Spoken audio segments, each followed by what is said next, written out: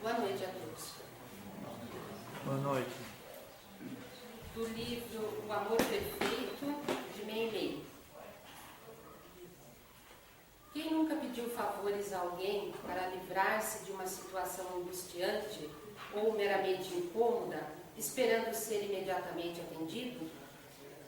Quem nunca suplicou ao Pai, Criador, alívio para suas dores, afastamento de uma aflição, aguardando milagres? Muitas criaturas assim já procederam nos momentos difíceis, mas não consideraram como boas ideias as inspirações que receberam do alto, ou as sugestões de alguém como alternativa de solução para a dificuldade enfrentada. Todos podem pedir, almas queridas, mas nem todos sabem fazê-lo, nem como aguardar respostas. Alimentando o pensamento negativo, dizem-se esquecidos pelo Onipotente e não cessam de reclamar. Deus sempre ouve nossas súplicas, porém é preciso darmos algo de nós para que o pouco que temos não nos seja tirado. O que podemos dar? Interesse, esforço, trabalho, confiança, arrependimento por faltas cometidas, serenidade, aceitação, entusiasmo em continuar lutando contra a adversidade, esmero em semear o bom grão. Assim como o sol suave da manhã chega e revigora a campina vergastada pelo temporal, o homem escuda-se na fé, ora com equilíbrio e consegue vencer o tempo difícil, sentindo o sabor delicioso da serenidade. Boa noite a todos. Sejam todos bem-vindos à casa. Depois da leitura, da harmonização, vamos à nossa oração de abertura. Vamos rogar ao nosso Pai, Senhor da vida, que esteja conosco em uma noite de reflexão, de prece, de aprendizado, para que nós possamos um pouco mais estar conhecendo e aproveitando esse manancial de luz da nossa doutrina espírita.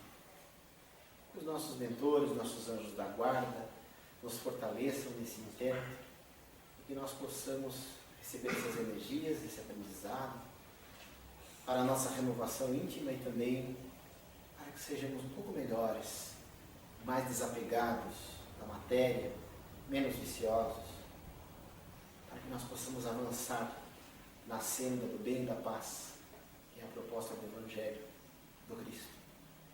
Obrigado, Senhor, por esta oportunidade de hoje e que assim seja. O nosso expositor de hoje, o Sr. Lenir Teixeira, é nosso presidente da Federação Espírita Catarinense, que também traz o tema dele nesse mês de aniversário da casa. Muito boa noite, irmãos. Boa noite. Como sempre fazemos no início das nossas exposições, nós queremos dizer a vocês que temos a certeza de que estamos envolvidos por vibrações que os amigos espirituais nos trazem. Vibrações essas que partem, sem dúvida alguma, do coração magnânimo de Jesus, nosso Mestre. Ainda mais que devemos aproveitar essas vibrações, carreando-as para o nosso coração, a fim de mantermos paz, harmonia, para todos os dias que estão por vir. Façamos isso e, naturalmente, ficaremos com uma serenidade e uma paz muito grandes. Ainda mais no princípio de ano, a gente pede paz, né? Todos almejam paz. Quais são os teus projetos para o final, para este ano? Eu gostaria que tivesse paz, mas a paz começa em nós. Estamos fazendo isso para levar a paz a todas as criaturas, começando em nós. Parabenizamos a casa pelo aniversário, dia 2, 51 anos. Eu lembrei dia 2, hoje a casa está de aniversário. Centro Espírita Jesus de Nazaré, de Barra Velha. Então, também à diretoria da casa e a todos os trabalhadores e frequentadores do nosso nosso abraço fraterno. Pois bem, o que nós temos a trazer hoje para vocês não é realmente novidade. É sempre algo que já estudamos, o que já passamos, o que já lemos, o que já ouvimos de outros companheiros, mas cada um reveste essa matéria com a sua vestimenta própria. Nós assim fizemos. Trouxemos algo conhecido, mas lembrando que nós vestimos isso ou revestimos isso com a nossa maneira de ser. Todos aqueles que, no final do século XVIII, tivessem um pouco mais de sensibilidade espiritual, poderiam certamente observar, sentir que algo realmente diferente estava ocorrendo nas dimensões mais elevadas da vida.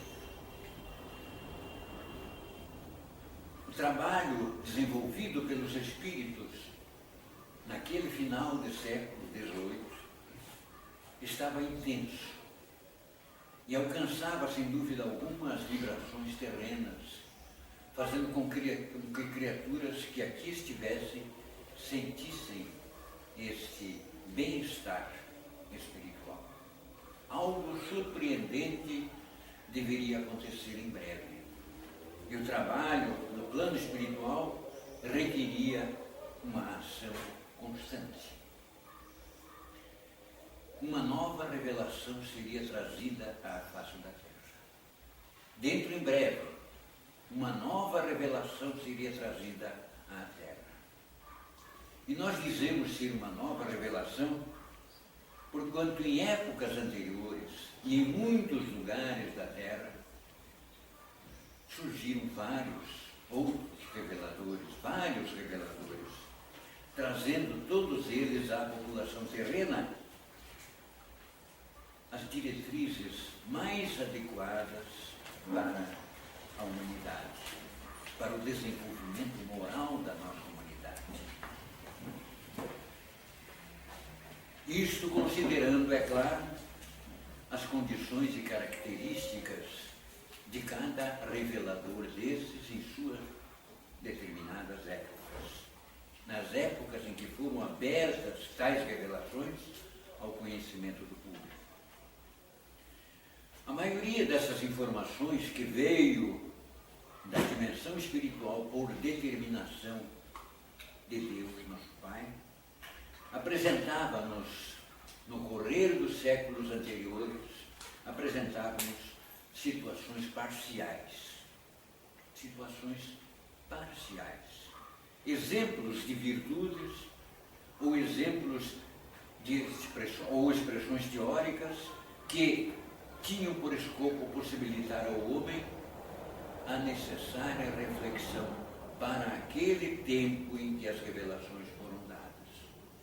Desde épocas as mais remotas, desde que os nossos ancestrais começaram no seu trabalho tribal, essas revelações foram dadas paulatinamente às criaturas humanas. Mas nós tivemos, nos últimos milênios, sem dúvida, algumas criaturas que marcaram, com a sua presença na face da Terra, com a revelação que trouxeram, marcaram um avanço moral para a humanidade. Tivemos, por exemplo, Siddhartha Gautama, o Buda, na Índia. Tivemos Fu-Yi, na China. Tivemos Kung-Fu-Tzu, ou Confúcio, também na China. Tivemos Krishna, na Índia. Tivemos Zoroastro, na antiga Pérsia, hoje Irã. Tivemos Sócrates, na Grécia. Enfim, tivemos os mais diversos indivíduos que trouxeram revelações importantíssimas para o avanço moral da humanidade. muitos outros também vieram, sem contar aqueles que conosco estiveram nos últimos séculos da nossa própria história. Quando responderam à questão 622 de O Livro dos Espíritos, pergunta feita pelo Sr. Allan Kardec, eles, os Espíritos, disseram: em todos os tempos houve homens que tiveram a missão de revelar a lei de Deus. Em todos os tempos houve homens que tiveram a missão de revelar a lei de Deus. São espíritos superiores que encarnam com o fito de fazer progredir a humanidade. É o grande objetivo de Deus, nosso Pai, para conosco, fazendo com que realmente possamos progredir. A meta que Ele estabeleceu para todos nós, o objetivo que Ele estabeleceu para todos nós é a perfeição. E chegaremos lá. Paulatinamente, gradativamente vamos chegando lá. Essa resposta do Livro dos Espíritos é interessante, que ela responde àquelas questões que sempre fazemos. É uma resposta completa, bem objetiva, mas completa. Ela responde exatamente o que, porquê, quem, onde, quando e como. O que? Revelar a lei de Deus. Por quê? Para fazer progredir a humanidade. Como? Através de revelações trazidas pelos Espíritos. Com quem? Quem? Os Espíritos superiores. E quando? Em todos os tempos. Então responde essas questões de uma forma bem objetiva. Entre todos os reveladores de todos os tempos, ressaltam-se naturalmente duas figuras. As figuras impolutas de Moisés e de Jesus. Moisés e Jesus. Ambos na mesma região. Ambos exercido suas atividades, suas respectivas missões no mesmo território, numa diferença de mais ou menos 19 séculos um do outro. São dois grandes reveladores. E lembramos inicialmente aqui de Moisés, o legislador hebreu, que durante todo o trajeto que ele fez, trazendo os judeus que estavam cativos no Egito, através do deserto, durante todo esse período, ele teve que ser austero, trazendo a revelação, sim, mas com austeridade. Conforme reza a história bíblica, ele conseguiu retirar do Egito o povo judeu escravizado durante séculos e, portanto, povo sequioso de liberdade. Dizem alguns historiadores que essa quantidade de criaturas lideradas por Moisés chegava a 600 mil pessoas. 600 mil. E é evidente, é a população maior que Joinville, né? Uma população maior que Joinville. Trazer essa população toda, esse povo todo, para a terra prometida, a terra de Canaã, prometida pelo próprio Moisés no passado, né? Por Abraão no passado, a terra dos cananitas, onde, segundo a simbologia, verteria leite e mel em profusão. E o povo estava vindo nessa direção. Então, em busca dessa Canaã, 600 mil pessoas. Imagine-se, portanto, a natural dificuldade de alguém conduzir essa multidão toda, ignorante, uma multidão turbulenta, indisciplinada mesmo, razão, obviamente, necessária para que o líder, Moisés, mantivesse organizada a multidão para a grande marcha e se utilizasse de severos recursos, de uma autoridade gritante mesmo, punitiva, para que tais desordeiros não se indisciplinassem ele buscava sempre a disciplina e o respeito geral de todos. Não temos dúvidas, é claro, a respeito da recepção das leis divinas por Moisés. Leis que, segundo o relato bíblico, foram dadas por Deus no Monte Sinai, conforme lemos no livro Êxodo de Moisés. Mas face às circunstâncias daquela caminhada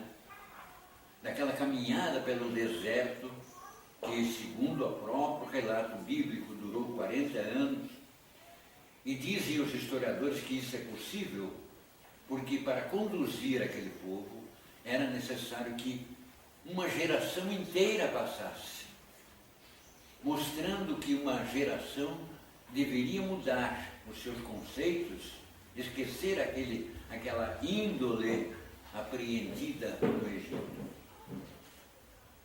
Por isso, os 40 anos que diz a Bíblia, Moisés levando essa multidão, traçando essa multidão pelos caminhos do deserto, talvez fossem até reais.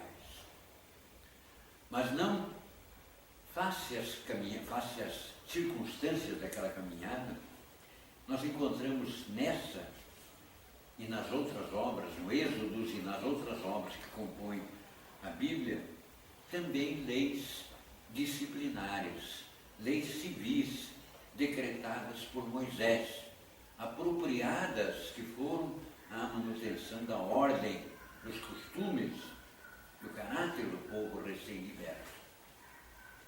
Eram abusos, eram preconceitos que ainda viviam com aquelas criaturas, que permaneciam com eles, adquiridos que foram, evidentemente, durante a escravidão no Egito. E para que sua autoridade fosse mantida, Moisés atribuiu a essas leis suas também um caráter divino, tal como tantos outros fizeram antes dele, dizendo que as leis eram divinas, mas eram civis. Essas leis, portanto, civis, as leis civis de Moisés, não fazem parte da revelação divina, por ele advinda. Revelação essa que se restringe praticamente aos 10 mandamentos, aos conhecidos 10 mandamentos, recebidos através de um processo mediúnico que nós, espíritas, conhecemos sob o nome de piropneumatografia, isto é, escrita direta por um espírito através do fogo, utilizando o fogo. Não entraremos no mérito, é claro, neste momento, de afirmar a identidade do espírito que utilizou-se desse recurso. E nem temos, evidentemente, como fazê-lo, né? Se assim quiséssemos. Pois bem, depois de Moisés vieram os profetas. Os profetas também receberam informações da dimensão espiritual superior e trouxeram, a maioria deles, informações valiosas, revelações valiosas para todas aquelas criaturas que os ouvissem ou lessem os seus relatos. Grande parte dessas informações trazidas pelos profetas foi a respeito da vinda de um Messias, da vinda de um outro revelador, da vinda de alguém que realmente viria trazer a liberdade àquele povo todo. Quando aconteceria isso? Ninguém o sabia. Então, esse outro venerável revelador das leis divinas, indiscutivelmente foi Jesus. Jesus, o homem de Nazaré, Jesus, o governador espiritual da terra, o mais perfeito ser que já habitou este planeta em todos os tempos, em todos os séculos da nossa história. E foi ele, certamente, o lídimo representante de Deus na face da terra. Era o delegado divino frente à população terrena. E E a respeito disso, o próprio codificador da doutrina espírita, que abraçamos, escreveu, logo após a resposta à questão que levou o número 625. Porque nessa resposta, os Espíritos dizem que o único modelo e guia da humanidade, o mais perfeito modelo e guia da humanidade, foi Jesus. É a resposta mais curta de todo o livro dos Espíritos. 5 letras apenas. Jesus. Kardec escreveu depois dessa resposta. Para o homem, Jesus representa o tipo de perfeição moral a que a humanidade pode aspirar na Terra. E Deus nos oferece como o mais perfeito modelo. E a doutrina que ensinou é a mais pura expressão da sua lei, da lei divina, porque, sendo Jesus o ser mais puro que já apareceu na Terra, o Espírito Divino o animava. E prosseguindo até nessa sua consideração, nessa sua observação, o codificador menciona de forma genérica outros trabalhadores que, diante de certas situações, desviaram-se dos objetivos estabelecidos pelos planos superiores da vida de instrução moral às criaturas humanas. Escreveu ele, Kardec: se alguns daqueles que pretenderam instruir o homem na lei de Deus, algumas vezes o desencaminharam, ensinando-lhe falsos princípios, foi porque se deixaram dominar por sentimentos demasiado terrenos e porque confundiram as condições que regulam a vida da alma com as que regem a vida do corpo. Muitos deles apresentaram como leis divinas o que eram simples leis humanas, criadas para servir às paixões e para dominar os homens. Não é o caso de Moisés, porque Moisés tinha um grande objetivo, trazendo aquela multidão de criaturas para a Canaã prometida, para a terra que seria a futura Israel, a futura Palestina. Não é o caso de Moisés, porque esse missionário não aceitava quaisquer tipos de abusos por parte dos seus seguidores. E obviamente, claramente não é o caso de Jesus. Pois bem, nós iniciamos a nossa exposição de hoje, neste mês de aniversário da casa, asseverando que uma nova revelação viria à face da Terra. Deveria chegar ao conhecimento da humanidade terrena. E que, também mencionamos isso, nas dimensões espirituais, nos planos espirituais da nossa vida, os emissários de Jesus, segundo a planificação elaborada pelos ministros de Deus, aprestavam-se nos detalhes finais necessários ao alcance desse objetivo. E isso nos conduziu, pelo pensamento, aos últimos lustros do século XVIII. Trabalho no plano espiritual era intenso.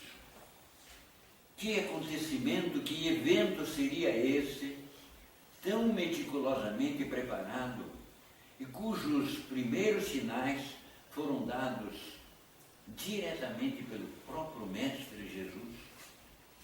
Ele que anunciou esse evento, que aconteceria bem mais tarde.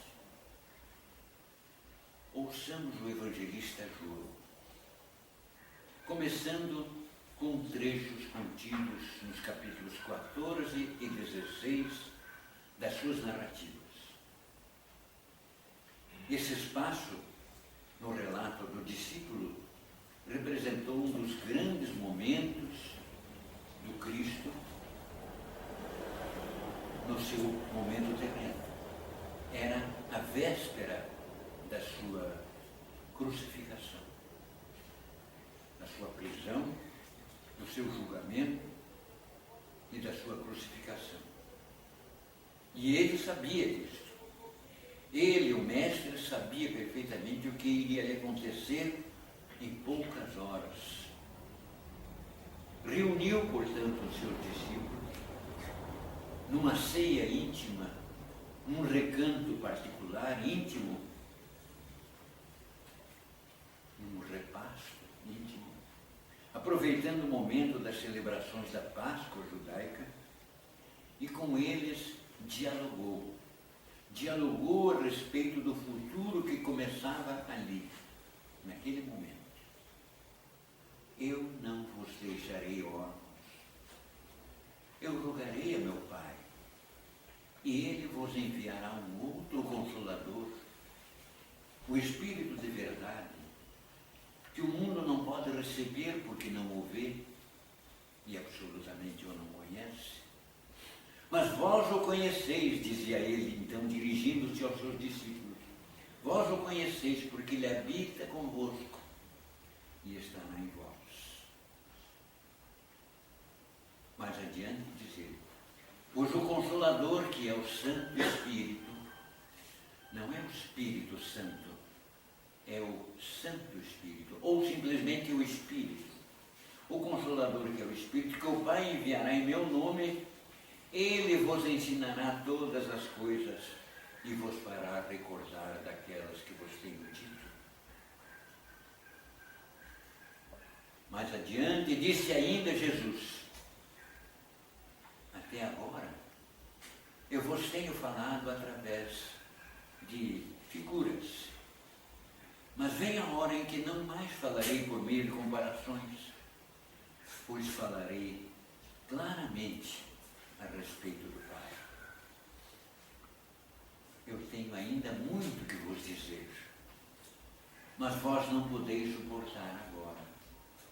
Quando vier, porém, o Espírito de verdade que o Pai enviará em meu nome, ele vos guiará a toda a verdade, porque não falará por si mesmo, mas dirá tudo o que tiver ouvido.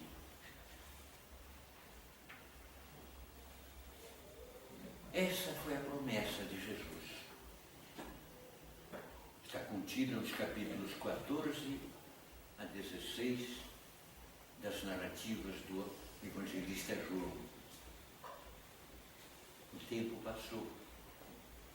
O homem evoluiu, o ser humano evoluiu, as criaturas evoluíram, o raciocínio ficou mais claro, o intelecto foi aberto da criatura humana. E, obviamente, se naquele tempo os próprios discípulos muitas coisas não poderiam compreender, agora o homem estava em condições de compreensão mais abertas. Esse grande evento, portanto, esse grande acontecimento, cujo projeto foi cuidadosamente elaborado, seria, sem dúvida alguma, a apresentação do Consolador prometido por Jesus a nós outros, criaturas ainda necessitadas como somos até hoje. E essa preparação na dimensão espiritual da vida demandou centenas e centenas de anos. Não foi feita abruptamente, não foi feita rapidamente. Tinha que ser uma preparação meticulosa, cuidadosa, para que não houvesse falhas. Uma elaboração que durou mais de 18 séculos. Mas que, quando tal revelação estivesse implantada e em plena realização, marcaria uma nova era na história da humanidade terrena, acarretando inevitáveis modificações nas relações sociais, conforme palavras contidas na obra O Evangelho segundo o Espiritismo, escritas pelo Sr. Allan Kardec, já no capítulo 1. E mais tarde, no 5º livro da Codificação Espírita, no livro A Gênese, o mestre codificador Allan Kardec, do qual falaremos daqui a pouco, escreveu: os acontecimentos que envolvem interesses gerais da humanidade têm para regulá-los sempre a providência divina. Isto é, Deus está à frente daquilo que vai acontecer quando interessa para a humanidade inteira. Quando uma coisa está nos desígnios de Deus, prossegue Kardec, ela se cumpre a despeito de tudo, seja por um meio, seja por outro. Por isso, o advento desse Consolador, desse Espírito de verdade, tal como Jesus sentenciou, estava nos desígnios de Deus. Estava escrito nos planos divinos que isso aconteceria em tal época. Mas por que teria esse Consolador que vir à face da terra? E o próprio Sr. Allan Kardec pergunta isso aos Espíritos. Se Jesus trouxe as verdadeiras leis de Deus, e trouxe mesmo, qual é a razão que os Espíritos estão vindo agora? E eles respondem. Muitas vezes, a palavra de Jesus era alegórica e em forma de parábolas, porque ele falava de acordo com aqueles tempos e aqueles lugares. Agora, é preciso que a verdade seja inteligível para todos. É necessário explicar e desenvolver aquelas leis, já que pouquíssimos são os que as compreendem e ainda menor o número dos que as praticam. Daí a necessidade de que ninguém possa interpretar a lei de Deus ao sabor das suas paixões e nem falsear o sentido de uma lei que é toda de amor, toda de caridade. Aliás, na resposta seguinte a esta, os Espíritos ainda complementam dizendo: a verdade, para ser trazida ao conhecimento humano, a verdade é como a luz. Para quem sai da escuridão, para quem sai das trevas da ignorância, receber a luz, ofusca, fica enceguecido, fica cego. Por isso a verdade, como a luz, precisa ser dada aos poucos, trazida aos poucos para ela. A vinda do Consolador, então, estava prevista. A época para esse advento fora também pré-determinada, tendo em vista, como dissemos há pouco, que as criaturas terrenas deveriam estar em tal momento num processo de receptividade mais ampla, considerada a sua evolução intelectual, com mais abertas possibilidades de raciocínio, com maior desejo de conhecer, questionando as coisas. E por essa razão, com o desprezo pela fé cega, imposta pelas autoridades eclesiásticas daquele tempo escolhido. Essas situações caracterizavam que o ser humano alcançava já uma sua maioridade, um amadurecimento maior, conquistando maior equilíbrio na escolha dos seus valores, o que representava a necessidade de mudança, sim, no estágio evolutivo da humanidade, assim como do próprio planeta em sua estrutura física. Portanto, adredemente foi escolhido o século XIX da nossa era, para que o Espírito de verdade surgisse diante dos homens. Razão porque desde o século anterior, como dissemos, desde o final do século XVIII, das últimas décadas do século XVIII, razão porque desde essa época os Espíritos do Senhor já nos davam notícias daqueles últimos trabalhos, aqueles últimos preparativos para o advento. O local que centralizaria todos esses acontecimentos seria a nação francesa. Mas apenas centralizaria temporariamente, pois que todo o orbe terreno receberia quase que concomitantemente as informações indispensáveis para a compreensão e as consequências da revelação em processo de nascimento. Isso, claro, em razão de a França estar começando a apresentar aspectos culturais diferenciados das demais nações, passando, conforme planejado pela espiritualidade, a ser considerada como a capital intelectual ou capital cultural do planeta. Mas seria ainda necessário um trabalho mais amplo, um trabalho de preparação mesmo desse território francês, pois eram patentes nessa época os abusos, os desequilíbrios ainda existentes na realeza, na nobreza, no clero naquele tempo, a cada dia mais afastados das tarefas a que foram chamados a desempenhar. E aí voltaram a renascer em todas as partes do planeta, mas especialmente na França, nas suas colônias, nos arredores de França, espíritos devedores, mas que aceitaram a possibilidade de cooperar para a consecução desse grande propósito.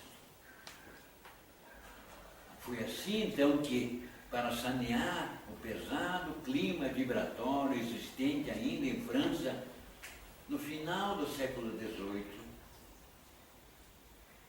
dentro daquela citada preparação dos últimos detalhes para a vinda do Consolador, a espiritualidade fez com que o povo se insurgisse contra as classes chamadas privilegiadas, buscando uma verdadeira justiça social. Era necessária a justiça social em ser implantada naquele país. Desencadeou-se, então, um processo revolucionário. A Revolução Francesa, conhecida Revolução Francesa.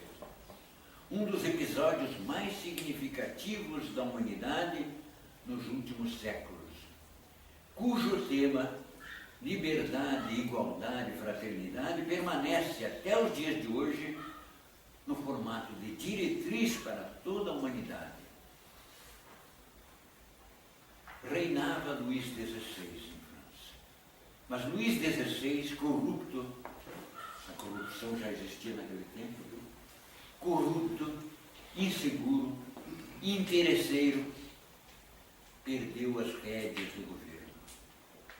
O povo invadiu a Bastilha, a prisão da Bastilha, onde criaturas inocentes estavam aprisionadas, e aí libertou essas criaturas, trazendo para as ruas novos propósitos daquela revolução.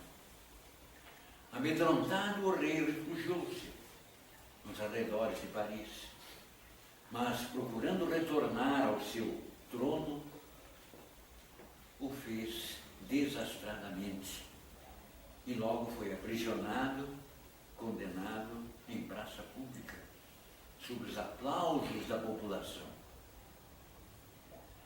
Num outro ângulo, visto por outro ângulo, no que concerne aos estudos filosóficos, crescia em França o movimento iluminista, com Diderot, Voltaire, D'Alembert, dentre outros, precedidos que foram por Jean-Jacques Rousseau. Filósofos de escola, espíritos de escola, que trouxeram realmente informações também valiosas para a criatura humana, buscando a razão da criatura. Aliás, o nome iluminismo surge exatamente em função disso. Iluminismo era para iluminar.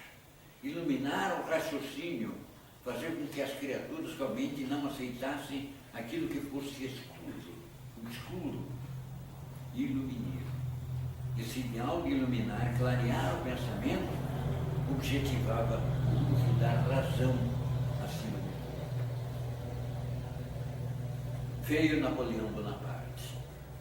Napoleão Bonaparte, que colaborara nos acontecimentos revolucionários a que nos referimos e aceitara, ainda na espiritualidade, antes de encarnar, aceitar a missão de reconduzir a nação francesa a patamares mais elevados, assumiu o governo.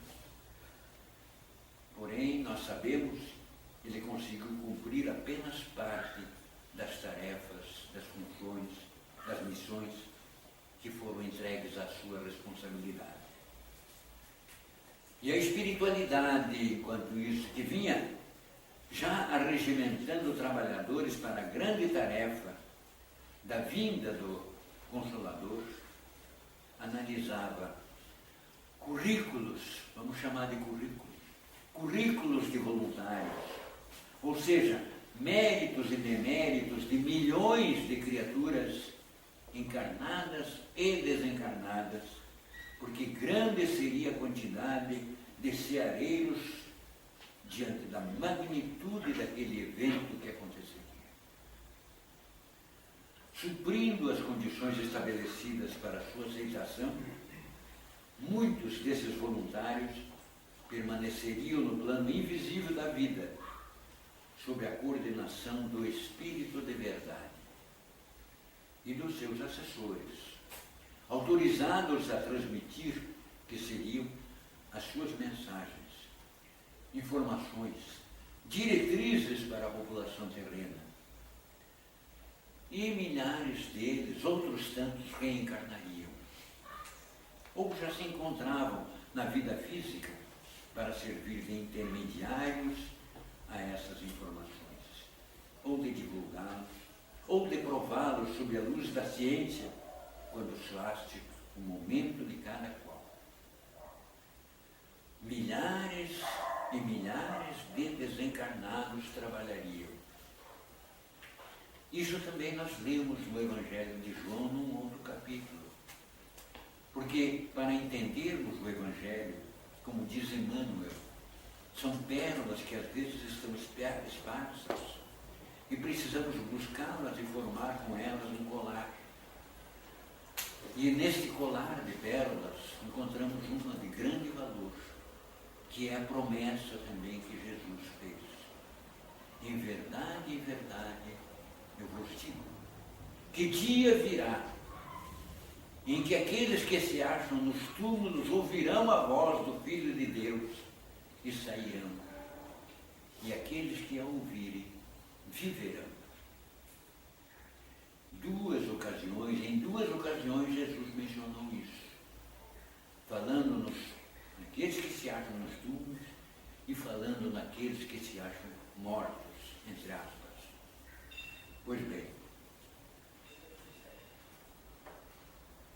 explicitando então esse ponto da vinda de muitas criaturas para a face da terra e de espíritos que estariam junto a nós, nossos elementos do passado, que trabalhariam como médiuns, intermediários, como divulgadores, como experimentadores, enfim, que trabalhariam nessa causa toda, explicitando isso tudo, o próprio Espírito de Verdade escreveria muito mais tarde. E o Sr. Allan Kardec colocou isso como prefácio de O Evangelho segundo o Espiritismo. A obra, O Evangelho segundo o Espiritismo, tem como prefácio estas palavras do Espírito Verdade. Disse ele: os Espíritos do Senhor, que são as virtudes dos céus, qual um imenso exército que se movimenta ao receber as ordens do seu comando, espalham-se por toda a superfície da terra.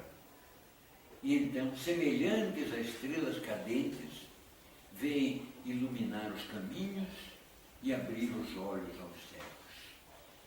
Eu vos digo em verdade, prossegue ele, eu vos digo em verdade que são chegados os tempos em que todas as coisas hão de ser restabelecidas no seu verdadeiro sentido, para dissipar as trevas, confundir os orgulhosos e glorificar os justos.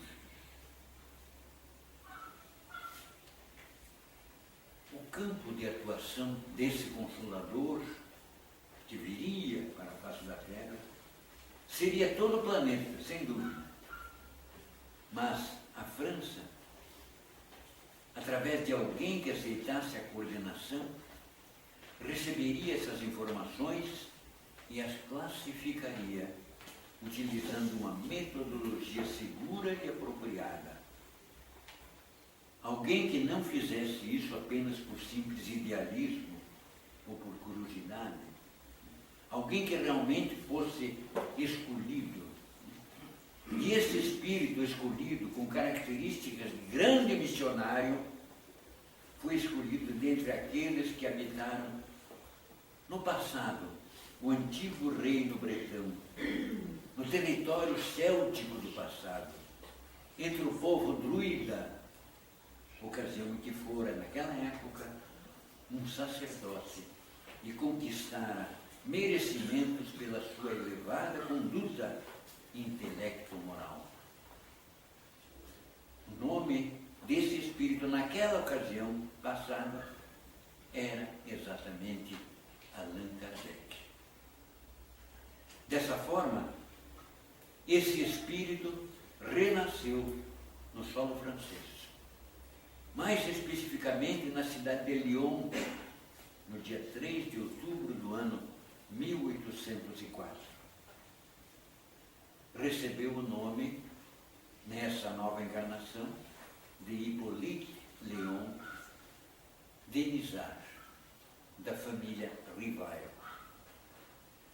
Mostrando um elevado grau de inteligência desde os primeiros anos da sua infância, sentiu-se ele logo inclinado para o estudo das ciências e da filosofia, razão pela qual foi matriculado por seus pais num instituto que funcionava no castelo de Yverdon, na Suíça. Diretamente, esse castelo dirigido diretamente por Pestalozzi, e no qual formou-se em pedagogia. Naquele tempo chamavam mestre-escola. Concluindo o curso, Hippolyte transferiu-se para Paris, disposto a fundar um colégio semelhante àquele em que estudara. Porém, iniciou a sua vida profissional com a preparação de obras didáticas e o oferecimento de algumas aulas sobre variadas matérias a quem as desejasse. Essas aulas, em geral, ele as fazia gratuitamente. Quem não pudesse pagar, não pagava. E porque a doutrina mesmérica, a doutrina de Franz Anton Mesmer, interessasse para ele, começou, alguns anos após, a estudar o magnetismo animal, em cujos cursos de sonambulismo magnético veio a conhecer pessoas como Roussin, Fortier e outros mais. Fez amizade com essas criaturas. Hippolyte possuía uma cultura acima do normal aos jovens do seu tempo, aos homens ilustres do seu tempo, o que o impunha automaticamente ao respeito geral desde a sua mocidade. Poliglota, falava fluentemente os idiomas alemão, holandês, italiano e espanhol, além de manter a pureza da gramática francesa em todos os seus escritos. Era sempre inclinado ao método, à ordem e à disciplina, e praticava na palavra escrita ou falada a precisão, a nitidez, a simplicidade. Após o seu casamento com a prendada senhorita Amélie Gabrielle de la Combe-Boudet, a qual chamava ele de minha querida Gabi, minha doce Gabi, elaborou projetos para a instrução pública de França, Projetos esses que lhe valeram honras do governo municipal e de membros do Império, então implantado por Napoleão Bonaparte. Fui eleito também membro da Academia de Arras pela sua contribuição à instrução e pela edição de obras didáticas de um notável curso de gramática francesa. Mais tarde também fui eleito como membro de outras sociedades, Sociedade de Ciências Naturais de França e Sociedade para a Instrução Elementar. Além disso, passou a traduzir obras, principalmente clássicas, do alemão para o francês e vice-versa, do francês para o alemão. E ainda oferecia cursos, os mais diversos, gratuitos novamente, desde língua francesa, aritmética, geometria, astronomia e outras tantas matérias.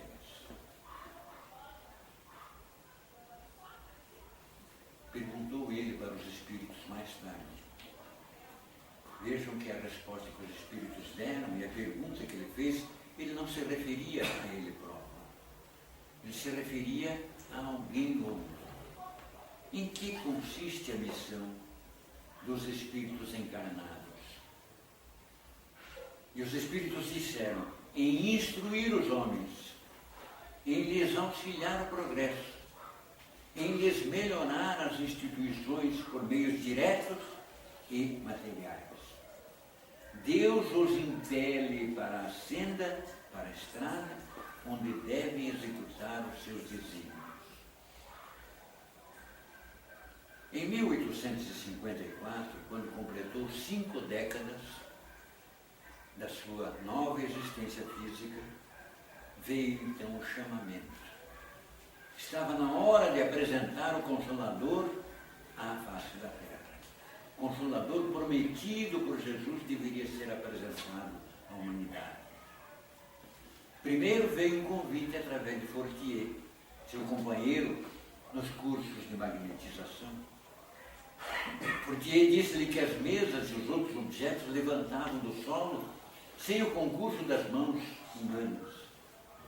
Hipólite, cético, imaginou que poderia ser um fluido magnético, desconhecido ainda. Mas veio o segundo chamado, segundo aviso.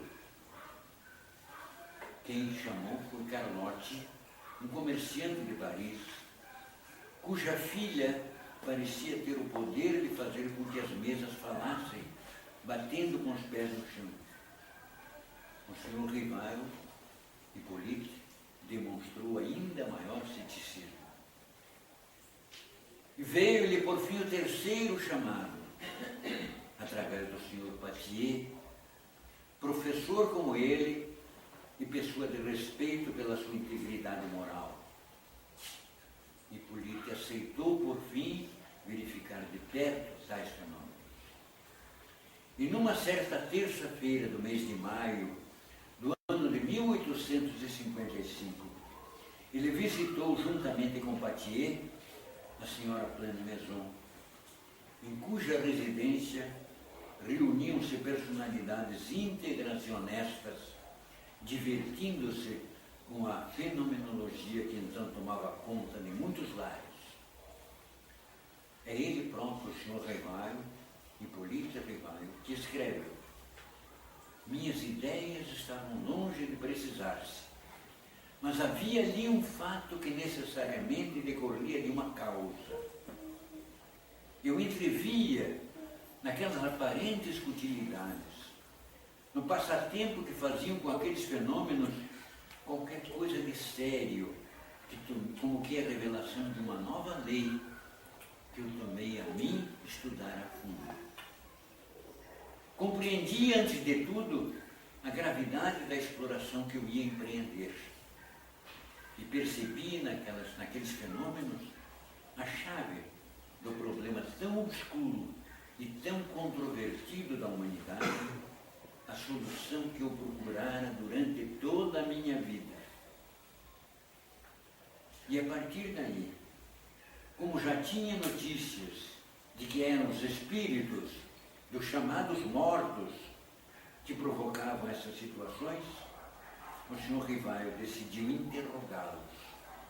interrogá-los com questionamentos sérios, abrangendo todos os ramos do conhecimento possível: ciência, filosofia, moral, artes, etc. Fé. E das milhares de respostas recebidas, analisando-as e comparando-as cuidadosamente, o senhor Rivaio verificou que elas tomavam a proporção de uma doutrina, a qual deu ele o nome de doutrina espírita ou espiritismo. Tais respostas, ordenadas e codificadas metodicamente, apresentavam exatamente as características do Consolador prometido por Jesus durante a ceia da Páscoa. Tendo-lhe sido revelado também que o seu nome outrora era Allan Kardec, o valoroso codificador dessa doutrina passou a adotar esse nome a partir da publicação da primeira série de respostas obtidas num livro que ele chamou de O Livro dos Espíritos. Concluímos trazendo-lhes palavras do próprio codificador. O Espiritismo entende com todas as questões que interessam a humanidade. Tem um imenso campo. E o que principalmente convém é encará-lo pela sua consequência, isto é, pela sua parte moral. Isto é necessário para que se estabeleça na Terra uma nova era de justiça, de paz, segundo a promessa do Mestre Jesus. Assim como Cristo disse: eu não vim destruir a lei, porém cumpri-la, o Espiritismo também não veio derogar os preceitos do Cristo, pois nada ensina em contrário. Veio cumprir, sim, no tempo previsto, aquilo que o Cristo anunciou, e preparar o cumprimento das coisas futuras, pois era chegado o tempo em que aqueles ensinamentos deveriam ser completados, levantando o véu propositalmente atirado sobre certas partes.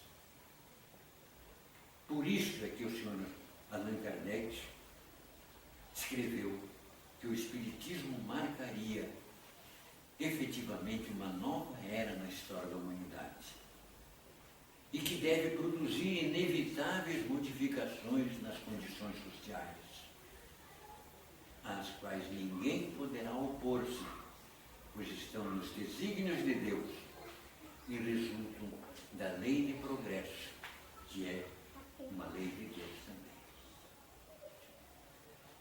Agradeçamos então a Deus por estarmos hoje, nos dias atuais, compartilhando dos ensinamentos que a doutrina espírita nos oferece. Ela nos traz consolo. Ela nos traz o Evangelho de Jesus na sua pureza, com uma abertura ampla de conhecimentos que não podemos dizer, eu desconheço. Aproveitemos esse material e façamos dele a nossa diretriz